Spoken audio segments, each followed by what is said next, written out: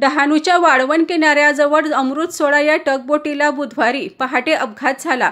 या दुर्घटनेत 6 खलाशांपैकी 5 जणांना वाचवण्यात यश आले आहे, तर एक खलाशी अजूनही बेपत्ता आहे। भारतीय तटरक्षक दलाच्या तत्काळ मदतीमुळे मोठी जीवितहानी टळली आहे। या घटनेत पवन विष्णुराम, धर्मेंद्र कुमार नंदकिशोर सिंग, गोविंद कुमार विद्वेश्वर महतो, सूरज विश्वकर्मा आणि जदन रघुवीर सिंग पठानिया हे 5 खलाशी वाचले असून राहुल कुमार यादव हा खलाशी अजूनही बेपत्ता आहे।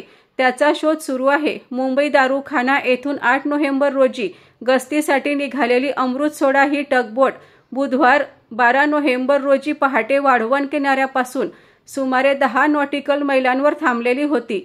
पहाटे 2च्या सुमारास इंजिन रूममध्ये अचानक पाणी शिरू लागल्याने लक्षात आल्यावर बोटीवर खळबळ उडाली। काही वेळातच बोटीत पाणी साचू लागल्याने 6 खलाशांपैकी 5 जणांनी बाहेर पडण्यात यश मिळवले, मात्र एक खलाशी पाण्यात बेपत्ता झाला। बचावलेल्या खलाशांनी जवळच असलेल्या अन्नपूर्णा या टगबोटीकडून मदत मागितली। अन्नपूर्णावरील कर्मचाऱ्यांनी तात्काळ प्रतिसाद देत 5 जणांना सुरक्षित बोटीवर घेतले। त्यानंतर रात्री 3च्या सुमारास MRCC मुंबईला अमृतसोडा बुडाल्याची माहिती मिळाली।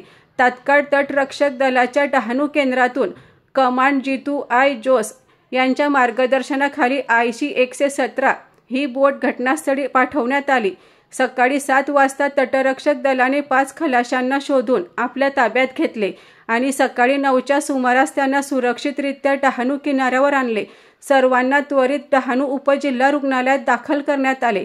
सुरुवातीला तिघांची प्रकृती चिंताजनक होती, मात्र आता सर्वांची प्रकृती स्थिर असल्याची माहिती वैद्यकीय अधिकारी डॉक्टर प्रभाकर भोये यांनी दिली। अमृतसोडा या टगबोटीवरील मदतीचा संदेश मिळताच डहाणू येथील तटरक्षक दलाच्या पथकाने तात्काळ घटनास्थळी धाव घेतली।